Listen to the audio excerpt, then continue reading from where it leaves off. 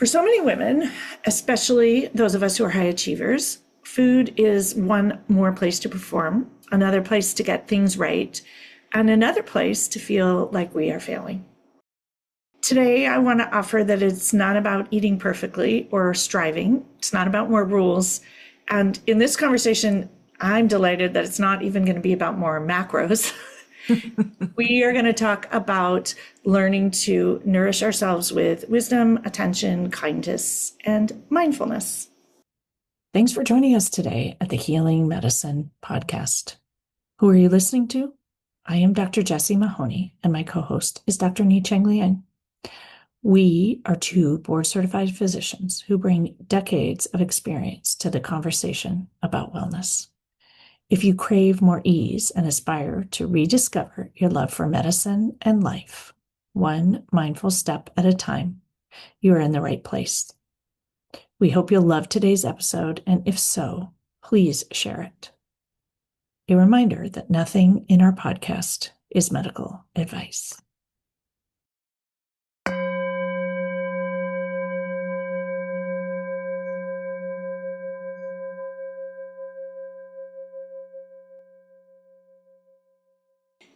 Welcome to today's episode. Today, I am joined by a special guest, Dr. Heather Awad, and she is a family doctor, certified coach, menopause weight loss specialist. And I invited Heather to join me because we've actually crossed paths many times over the years, and I think even met a few times. But most recently, I reached out to her to get some suggestions about my own midlife menopause eating situation. And I specifically asked, I said, I follow the rules, I do it right, but there's some little piece missing. And I really appreciated the practical, kind, and simple approach, which felt doable for me, and I think will feel doable for many of you. So we thought that we would have a conversation here and share this approach to eating and menopause and perimenopause and midlife approaches to food in a mindful way that's really about nourishment and caring for yourself. So Heather, why don't you introduce yourself and share a little bit about your journey and how you got to doing what you do? Sure. Thank you for having me. As you said, I'm a family doctor and certified coach, and my story is that really have cared about nutrition my whole life and was kind of that food as medicine doctor. So if you had high cholesterol, I would say, well, let's talk about what you eat for lunch. And that was part of my identity, We have these medical identities. And then in my mid 40s, I hadn't changed anything. And all of a sudden my weight just started to go up and up. And I thought, well, this is strange. And people were not talking about perimenopause as much yet. And so I was just a little bewildered, and I tried to lose weight, things that had worked after having babies, and those didn't work. So I thought, well, I'll strive a little, and try some other things, eat less, move more, keto, tried quite a few things, and mostly did not work at all or made me feel ill. So then at 50, my weight was still going up and up. I was definitely in an unhealthy weight range at that point in time. And I thought, I can't live the second half of my life overweight in an unhealthy weight. I started to worry about things like diabetes, as doctors do. So all of a sudden, though, my periods started to drop off, and I thought, oh, wait a second. Something big is going on with me, and this must be part of it. So light bulb went on that this is a menopause transition problem. So I dove into the research and found a number of issues that happen at this time of life. And I thought, well, shoot, I know what to do now for the eating part. Then I was also happened to be in a physician coaching program at that time, thinking about my career. And some of those coaches helped me stop emotional eating, which I did not realize I was even doing. And then it got really simple, and I put those things together. And over the next 9 months, it wasn't fast. I lost 27 pounds and feel really confident keeping that off now for a number of years. When all that came together, I thought, this is something that a lot of people complain about at midlife, and it's a way that I could serve other women. And so now that's what I do. I coach professional women, a lot of doctors, to lose weight for the last time when they've got this weight gain from the menopause transition and beyond. And that's my story. Beautiful. And I think your story of this, like, why does what used to work not work now, resonates with so many people. And what I think really resonated with me and I thought would be worth talking about is what I see in I'm going to call it the menopause industry. And I am menopausal, is that this idea of 100 lists of things to do. And you need to add this in, and you need to do your macros, and you need to do this, and you need to wear your weighted vest and take these supplements. And it's become like another self-improvement project and something we need to fix. And really from, I won't say a judgmental way, but not the kindest, non-judgmental way. And it's really a lot of striving and doing. And so I love the idea of having an understanding of the information, but also being thoughtful and maybe selective about how we approach it. And I see many people that I work with, and actually in a fond and loving way, I will say that I used to ask different questions when people sign up for my retreats about eating, because we do food as medicine and culinary medicine, and people would come with all these rules about eating, and we do family style and farm to table, and so we can't actually accommodate all of these rules about eating. Right. And what I discovered is everyone has rules about eating, and so I really love kind of getting back to the basics. And one of the things we kind of connected on was eating like your grandma does. And I remember I was always someone interested in food as medicine as a pediatrician. And I did, all the integrative medicine conferences, and I've been to the lifestyle medicine conference. This is a passion of mine. But I loved Michael Pollan's little tiny book called Food Rules. And in it, there's a page about eat like your grandma. Don't eat anything your grandma wouldn't think of as food. Eat at a table with 4 legs. Don't eat food that comes in through your car window. And part of this to me is just this simple, like, we don't actually need all these rules. And that being thoughtful and kind and caring to our bodies that could be the rule. And so I thought it would be fun to just have a conversation about how can we do this maybe without rules, without macros, without punishment, but with thought and with an understanding of metabolism and food groups, perhaps. Right. Yeah. So I'm kind of curious about your thoughts about these rules and maybe why they backfire. What would be a more helpful set of rules if we were going to have rules? Sure. There are a lot of rules. Yeah. Especially for midlife women now. One of my favorites is the people who talk about that it's become their part-time job to get enough protein in during the day. Yeah. So much. And then it gets to be, like you said, an achiever's thing. I have a friend who doesn't work very many hours now. She's a tech coach for companies. And so she has been posting about all the things that she measures and weighs all day. She's very specific about how she does all this. And I think most of us just don't have time for that kind of nonsense. And I wouldn't want to spend my time on that kind of nonsense. It's not that it doesn't work, but we have more interesting things to do. And our jobs are demanding. A lot of people come to me and say, can't you simplify this for me? And I say, yes, I can really simplify it for you.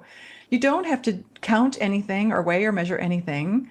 With a really simple structure, you can nourish yourself and lose weight. So what is the simple suggestion? Sure. So like our grandmas, I do suggest that we eat meals and get away from grazing. Okay. This does a few things for us. One thing is it helps our gut kind of go quiet in between, which is helpful for insulin, letting insulin fall low in between, and having time overnight then where insulin falls low. You're already fasting when you're asleep, but perhaps you could do 12 hours overnight. There's no science on that part at all. Yeah. But if you ate dinner and then didn't eat till breakfast the next day, you could probably have 12 hours. And that gives your body time to switch over to fat burning. I love that. Yeah. I'm going to reframe it as a pause. Just like we Mhm. need like pauses in our day to pause and breathe or for things to heal or to have clarity, like apparently our guts need that too. How cool.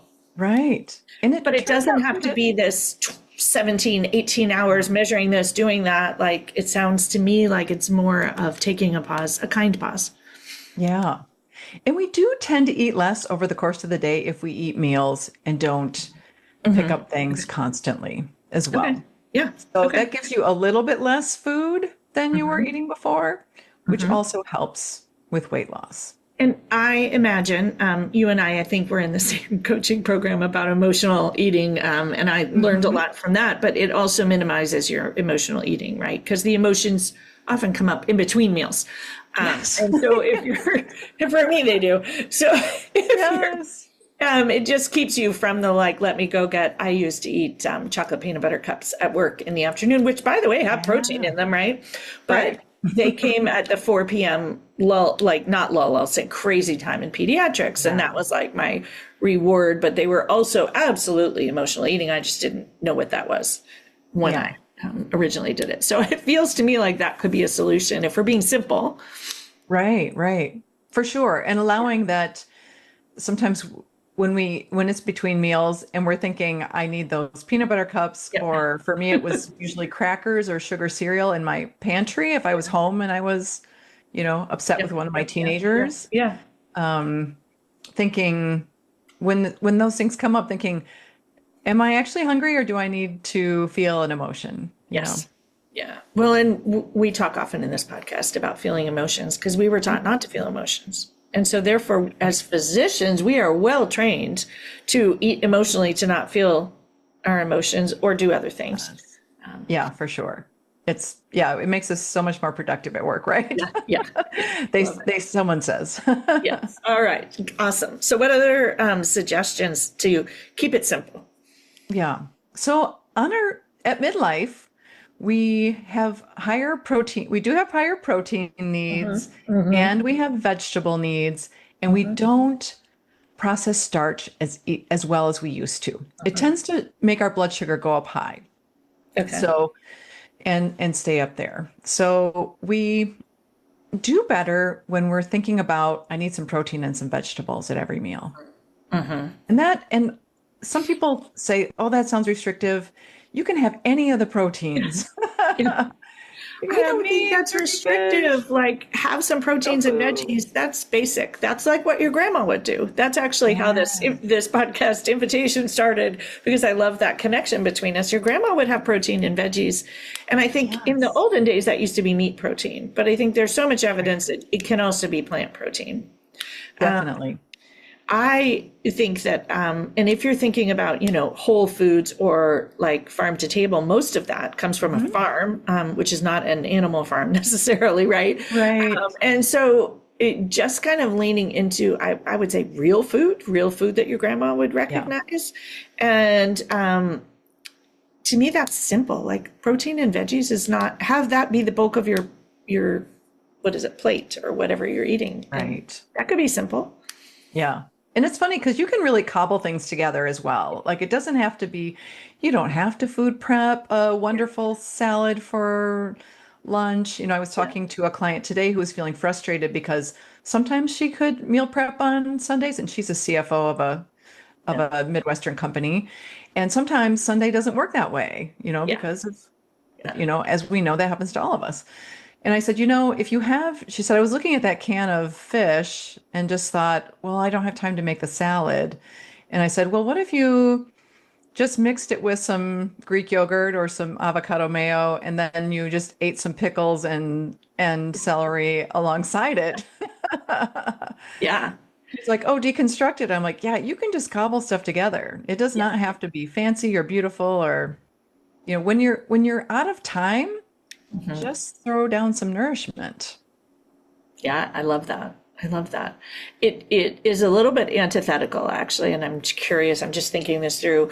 One of the things that my husband does at retreats is we talk about tasting with your eyes and how when you taste when you see beautiful food, you actually eat less of it because part of the nourishment is in the visual part of it. And I often talk about part of the nourishment of a meal is who you eat with and how you feel when you eat. It's not just what we eat. That impacts how we absorb it. And yet I also think, is what you said, is it doesn't always have to be that way. So you can have you and I actually talked about lunch, like my lunch is just quick, right? And so can I do that and I can still have a beautiful dinner or still have a beautiful breakfast? So again, I see so many women getting into the all or none, and it doesn't have to be that way. You can have a little bit of both, and thinking about nourishing yourself in different capacities too feels relevant here. Yeah, that's beautiful. Really beautiful. Any other suggestions? Actually, I'm going to share the suggestion you gave me because it was just really simple about thinking about what you eat first thing and like how you wake your body up with that. And you had suggested that I switch from oat milk, which has a lot of sugar in it, which I already knew. And I had tried to move off of cow milk, I guess I would call it, or animal, because for me, that has always been something that's kind of inflammatory. So I try not to eat tons of it. And so I'd moved to oat milk thinking I was being healthy, but recognizing that like just switching that to something like soy milk or almond milk, which has higher protein and unsweetened, has no sugar, and it really tastes the same. Soy milk is actually better in a latte. It's much fluffier. And I think that can, just like one tiny switch, sometimes I think we get really caught up in things. That hasn't changed my day at all. It's just changed the box that I pour the milk out of. Yeah, that's beautiful. And And oat milk is pure starch, is liquid starch. Yeah. So it's not great for the midlife woman. Yeah. For anything really. And I think that's it's also a good testament to something that I think happens as a habit. So I used to not drink any oat milk, but I think that it became the popular thing, and it became, my kids would ask for it. Or honestly, I actually think it was something that people at retreats wanted, because I used to use just whole milk. And so then we started having it, and then I was like, oh yeah, this does taste pretty good. Maybe I'll switch. Maybe it's better for me. And so sometimes it's the awareness, which is what I wanted to get at. This idea of noticing your patterns and noticing your habits. And so much of eating is mindfulness and awareness of your patterns and what you're putting there. I think we're taught, all of us, I know we're taught in medicine to eat as much as you can, as fast as you can, in case you never get to eat again. And so for many of us, that is in there deeply rooted as kind of a trauma response, even if we're not aware of it. And so we're often not as thoughtful. And then you layer on this thing of being a busy woman physician who doesn't have much time and doesn't have time to meal prep. And many people have kids and spouses, and mealtime is like this crazy stressful thing, right? that then there's a lot of mindfulness that goes by the wayside. And so do you want to speak to that approach? Sure.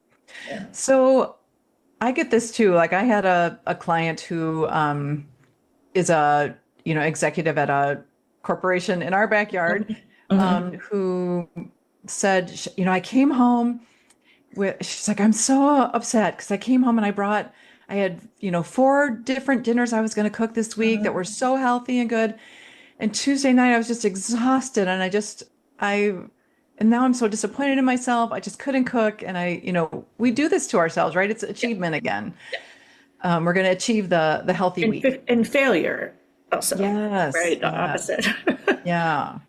So I work with my clients on having multiple backup plans that are nourishing and healthy, and also, of course, things that you like to eat.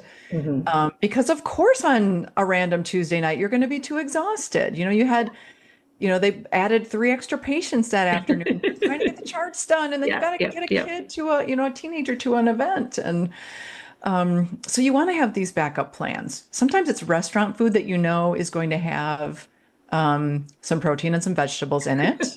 Protein and veggies, pick up. Yeah. Or it's the one of my 10-minute dinner was the rotisserie chicken and the bag of green beans that I could microwave and put a little bit of tamari sauce on. Mm-hmm. That's a 10-minute dinner. Everyone can eat. Yeah. And then you can put things in your pantry as well. You can have spaghetti sauce. It does not have any added sugar. So look at that no added or that added sugar line and make sure it says 0. Mm-hmm. Um, with some pasta or some, vegetable pasta. Hearts of palm pasta is a vegetable that's food shelf stable the way they pack it. Mm-hmm. And then frozen meatballs, Mm-hmm. Mm-hmm. some things like that. So what can you have in your freezer or that's a pickup or a delivery or a pantry thing that Mm-hmm. has protein and vegetables in it that can happen fast Mm-hmm. and when you're tired? Yeah.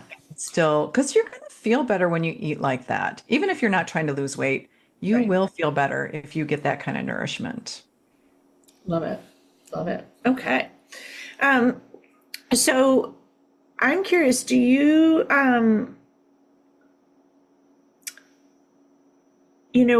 we were taught this idea of like being aware of how you're full or hungry or this or that. Do you dive into that at all in what you do? I Here's do. how I do. that has circled around in your world. How has it landed for you? I do. Because a lot of times when people are restricting food, they wait till they're, over hungry to eat. Mhm. And then we tend to overeat when that happens. So, And I might um, say, I'm going to say not restricting food, but I actually get to a point where I'm over hungry a lot because I'm mm, busy doing other things or I'm working and all of a sudden it's, 6:30 and I'm starved. yeah, And so I feel like sometimes this happens just when we're not paying attention. And busyness. part Yeah, of me says, well, it's in some ways unavoidable. So what do we do then? sure, sure. Well, there are some things I like to do is I like to look at the day and plug in where I'm going to eat. Hmm. I do like Yeah. to recommend that to people because some people have really vastly different days and they're worried about food rules. And so I say, just look at tomorrow and think, where am I going to eat? Where are my eating events or my meals or whatever you want to call them? Because then you don't tend to get as late either or lose track because Mhm. you have a time. Okay. Or you look and you say, that time between my midday meal and my dinner meal is going to be really long. And so you Mhm. want to think about how you're going to nourish yourself in the middle of there as Yeah. well. Yeah. You'll feel better. You won't notice that drop in energy. So you can have that because most of us have at our offices, we have a fridge so we can have the favorite And protein vegetable and veggies. hummus or yeah, Protein and veggies there too. exactly. An Yeah. apple and peanut butter, Yep. hummus and carrots, whatever it is that you like. Of course, have Okay. something that you like, but also something, some people will say, well, that's not very exciting or that's not really a treat. Yeah. I'll say it's not meant to be a treat during the workday. It's Yeah. really meant to keep us going, feeling well, moving Well, on. and to get to the end so you're not ravenous and cranky. Because also Yeah. when I get ravenous, cranky, and tired, that's when I make bad choices. Yeah. Right? Yeah. And we don't feel good when we're cranky. It's not a good experience Yeah. for us. So tell us a little bit more. I think many people have the story of like we're being betrayed by our bodies, Yeah. or we have screwed up. We're not doing it right, or we aren't following all the rules, or we've done something wrong. How do you help people, or what suggestions do you have just around this sort of how do we have self compassion and not shame, blame, guilt, be frustrated? I often talk about comparing and despairing, or like if we Yeah. just tried harder, would this work out better? What suggestions do you have for those lovely mindsets that we all tend to have? Sure. I'd like to hit that in two ways, if you don't mind. Yeah, go for it. The midlife one, my body's betraying me, Such is a kind a statement. yeah, it's a narrative that doesn't serve us really, Yeah, right? It's yeah, negative. And when you were in middle school, you went through puberty and you got through it. And on the other side, there were so many fabulous things about you. yeah. And you've been fabulous for decades now on the heels of that. So this is your other big hormone change. And guess what? There's opportunities here. You're actually getting a brain upgrade. there are things we're not going to like, but there are things that we're going to love about this Mhm. transition. And so I would say, look for, maybe think about what are the opportunities here as I go through and on the other side. Um, Love it. the other part, the negative talk is that I will hit the striver achiever, and anyone who's listening, it doesn't help you lose weight. Yeah. And it makes it really hard to keep the weight off if you lose weight with that mean voice. Yeah. Because if you hit goal by being mean to yourself, you're not going to want to listen to that voice anymore. When And you so why have would to you keep stay mean, going? right? To stay there. Yeah. Yeah. So you don't want to keep listening to that person. So then that's not a good method to get Yeah. permanent weight loss. So if you can start saying nicer things to yourself, noticing nice things about yourself, being kind and gracious to yourself, and loving yourself all the way down, just Mm. remind yourself over and over, I'm going to love myself all the way down. That woman you want to stay with at goal weight, that voice in your head, you can you can keep going with that voice in your head because there you are. You made your goal. I might just continue to nourish myself going forward because I like this voice in my head that I'm hanging out with now. I love that. I often like to think like, what would kindness eat, or what would love eat? Because love wouldn't eat things that make you feel bad. And Yeah. so it would eat something that nourishes you and feels good. And sometimes there would be treats again, like it wouldn't have a Yeah. restrictive plan and Right. to, limit calories. It also probably wouldn't have a checklist of all the 99 things one needs to do in menopause to be okay. Right. Yes. And so this sort of kindness and the reminder that the striver achiever, that's like the judgment cortisol. And we already have a cortisol problem.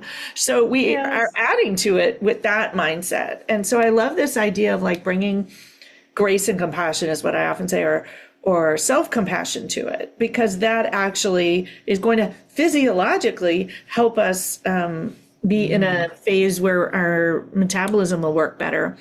And I have Right. come to think also around this, like getting strong. Well, why do I want to get strong? I have a very heavy grandchild. I want to be able to pick him up, or, Yeah. I want to be able to crawl on the ground or sit on the ground. And so, like, thinking Right. about these things, I think can change the way we approach ourselves and also our eating, right? Like, how do you want to Right. eat? How do you want your body to be? I will say I use a little bit of I don't want to be like. I'm curious what you think about that. Like, someone who I know who maybe has lost, can't do things they want to do. Like that actually works to incentivize me. Yeah. It's a bit of a flip of I want to be like someone else, but sometimes Hmm. that vision of what I don't want to be is also helpful. Yeah. What do you think of that approach? Yeah, I think at this age too, we start looking at parents and aunts and uncles and those people and thinking, what's in my future? What if about this is genetic and what about this is lifestyle? And so we notice the good examples. We notice the aunt that goes out and walks every day and looks, glowy and Yeah, yeah. wonderful. And we notice the uncle who doesn't move great. And you think, well, I want to, I have some choices here and what I can control. And I know I want to be, who I want to be more like. That really resonates. This idea of focusing on what's in your control. And I'm seeing as we've talked, like it's not like this whole big list of like over control. It's like, well, what's in my control is what I choose to eat and how I choose to approach this and the stories I tell about myself. And that feels just more sustainable, right? Yeah. Than this high checklist overdoing, over functioning, over solving approach to menopause and midlife. Yeah, definitely. Any other thoughts or ideas you want to share as we get to the end of our conversation? If it's okay with you, I'd like to talk a little bit about sugar. Oh, yeah, go for it. Yeah. I had a vegan pediatrician that I was counseling, coaching, Mhm. and she had a lot of sugar in her life. There was cake in her break room every day, she said. Yep. And so she said, okay, so there were sweets, multiple times during the week at work. And then there was dessert with family gatherings on the weekend or at birthday parties, and then dessert at home as well. And this is not how our grandmothers ate. I love it. No, you're right. You're right. Yeah. And even if you look at people in the blue zones, they're not science, but they're an inspiration. They eat Yes. dessert once Yeah. or twice a week. Yep. So it's good to kind of do an audit, perhaps, and think about how would I want to set up my week if I would like to do this in a loving way. I love that. Our grandmothers don't eat dessert. That just, I mean, my mind is just thinking about my grandmothers, and they did not eat No, dessert all not the every time. day It like wasn't a this. thing. And you Right. didn't stop places and get desserts and treats and this and that. Not that you shouldn't ever do it, but I love the idea of being really intentional about it. And I'm a pediatrician. So I'm thinking also, my said grandson, he's very sensitive to sugar. So when Oh, he's had yeah. sugar. Right. But he loves to come visit, and there's this place that has this amazing buffalo frozen yogurt, and he likes he's bilingual, so he calls sprinkles chispas. So he wants to go there and get this pretty good for you yogurt with chispas on it, and there aren't even Sure. that many chispas, but they're rainbow. But it's like we figure out the one time he's here that we're going to go do that on the day that like we know he'll get a little riled up, and figuring out like when it's going to be. And imagine if we use that kind of approach for ourselves. That seems normal with Right. like young kids, that we don't just serve them up sugar all the time. Right. But somewhere along the line we stop. Yeah. And it's good to break that pattern for Yeah. ourselves. Yeah. And go forward with a new, simple and empowering pattern where we nourish ourselves better. And then still have the homemade pie on the weekend, or have something that really is worth it to you as well. You know, I have clients too who say, you ruined M&Ms for me. They're kind of waxy. After I quit them for a while and I went back, they aren't that great. So have things that are, that you really want to have.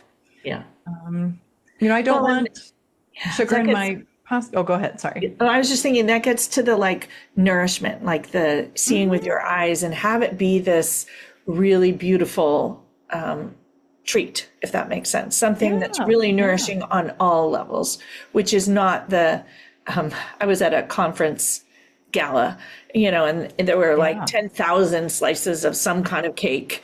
That's probably not it, right? Yeah. Another thought that just came to mind, I'm writing grandmothers don't eat dessert, and I'm like, oh, wait a minute, well, I'm a grandmother. I also need to be modeling this, right? Right. Which is interesting because I think many people in their 50s are not grandmothers, but we should also, or I shouldn't say we should, we want to be modeling. The pediatrician in me wants to model for the next generation Right. a different way of eating. And I think for those of us who are our generation, like the way we ate in the 70s, 80s, and 90s wasn't that fabulous. And so maybe we actually, and we have a lot of health consequences to show for it. And so maybe it's our responsibility or a wish or a contribution to change how we approach it. Right. Yeah. Our grandmothers had dessert sometimes, but not every day, and definitely not multiple times a day. Yeah. Yeah. Well, and where I just want to reflect on this, you're talking about the break room. Somewhere along the way in medicine, our health, well, it fits with all the things in medicine we preach but don't practice. But we have donuts in the break room, and then there's cake, and then there's this, and then there's this. Like, it's almost impossible to work in a hospital or clinic without that being everywhere. And yet we're all about health. Yeah. And so, I mean, part of it is individual choice, but I also wonder, I think there are a lot of leaders that listen to this podcast, or how can we as, physicians or leaders, being leaders in medicine, how can we change the environment here? Sure. For those of us who are working and living in that environment. Right. Sometimes it's hard because sometimes it's just what people have dumped in there, right? I remember taking the leftover Halloween candy into the clinic and dumping it in the break room. Well, maybe we could not do that. I'm just thinking like that is something we could not do. We could do that if we start doing it ourselves, right? Not dumping that on other people. It's not we can have discussions about we have discussions about the cleanliness of the break room fridge. We can have discussions about how much sugar if we're modeling health, how much sugar do we want to have in here? Could we have cake once a month to celebrate all the birthdays of the month? And good cake. Right. Right. And not Or cake the the rest of the month. Yeah, Um, yeah. there are ways to enjoy these things Mhm. and you can lead that. Sometimes it's your office. Some people listening, it's their office. You Yeah. definitely get to choose this. You Yes. definitely could be the leader and say, we're Yeah. not having junk in the break room. I This is love how we're that. going to do that part. And the funny thing is, I've had clients do this in the past, and they said, my employees thanked me. Yeah. It's it's literally an act of caring. Yeah. Caring for them physically, emotionally, all of these things. So I want to talk about dessert a little bit more, actually. This is like Sure, opened up a sure, yeah. watershed of thoughts. Um, and I'm at retreats. We originally didn't have dessert because we were all about Mhm. health.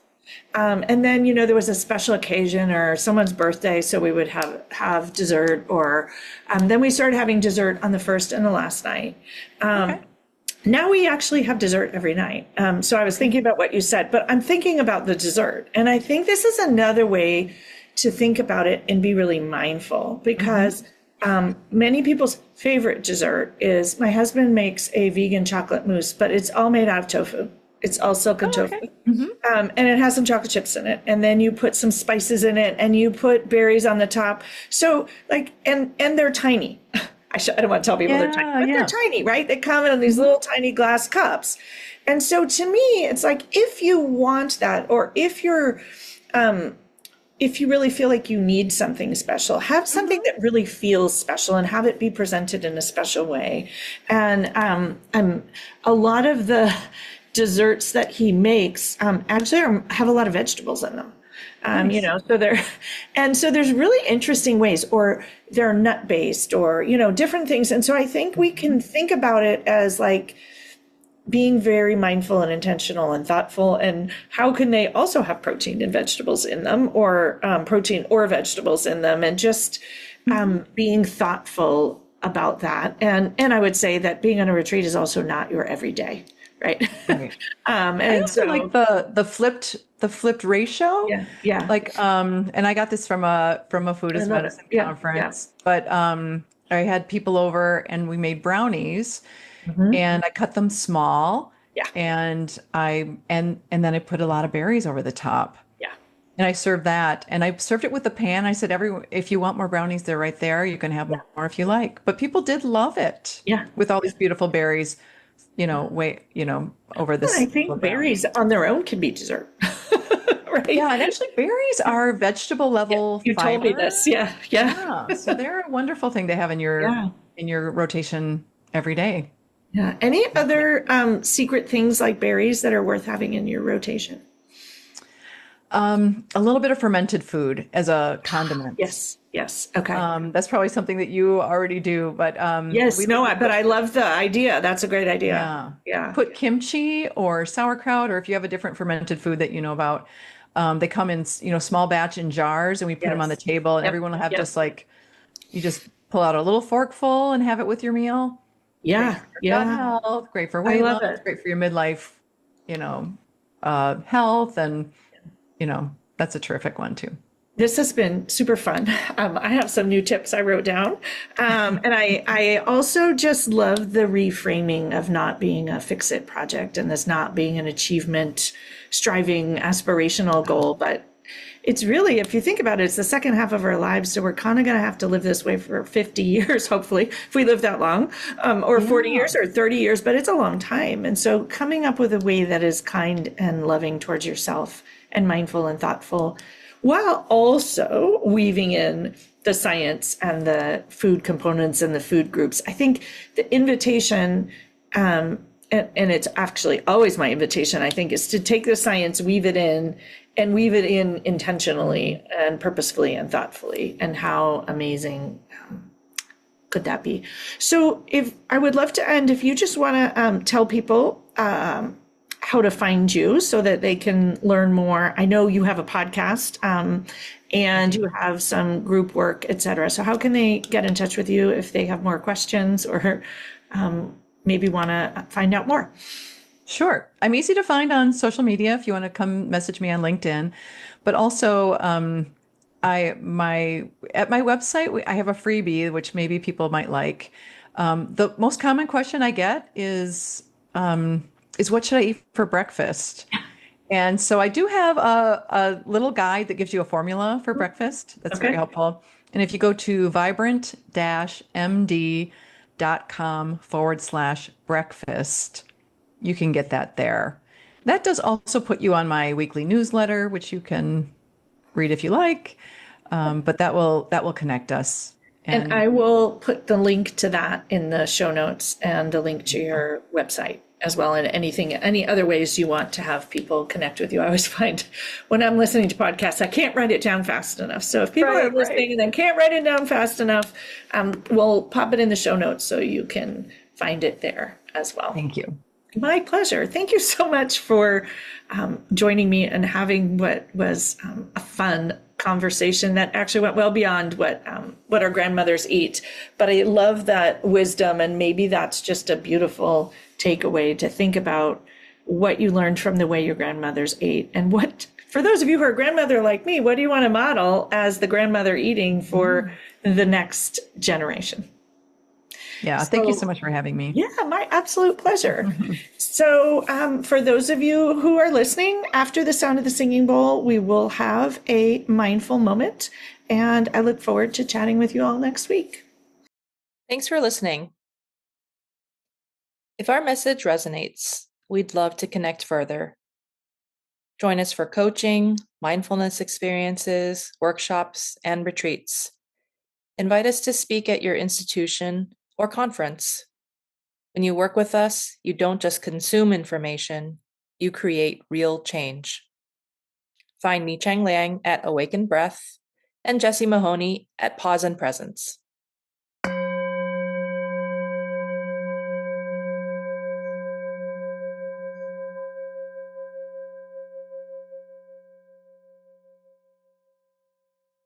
Welcome to today's mindful moment. Taking a moment to find center, feel grounded, root your sit bones onto whatever you're sitting on, or noticing the soles of your feet on the ground. And if you're walking, pause. Move to a safe spot and close your eyes, cutting out the noise of the world and taking a moment to reconnect to your breath, breathing in through your nose and out through your mouth. Bring a hand to heart, one hand atop the other, gifting yourself a moment of physical self-compassion to drop into who you are, where you are, appreciating all that you have been through, and taking a moment to let go of judgment of your body, the way it's working. What if your approach to yourself was simply to nourish yourself, to do best by you, to take good care of you, to be kind to you? Thinking about your body not as an optimization project, but as a relationship, a kind approach, doing what feels good, taking good care, gifting yourself time and space to rest and heal, helping yourself sleep, making choices that feel kind and loving about what you eat, about how you exercise, recognizing that all this noise in the world around us about how we need to do everything just the way we need to do it is simply noise. What if you trusted yourself? What if you trusted your body and its cues? What if you honored that you so far have been doing the best that you can, and that in the future you will continue to do the best that you can with the information, resources, experience, wisdom, and body that you have? Noticing potentially a spaciousness in the breath arriving, breathing in, wrapping your heart with a hug, breathing out any tension or resistance, rigidity, rules, What if your job was simply to take amazing care of you? Be kind to yourself.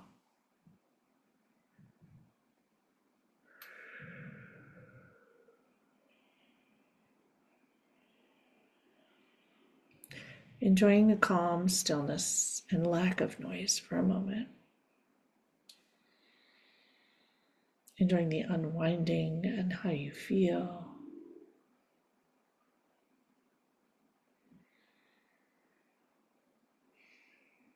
Two more breaths here, letting yourself soak in the good feelings.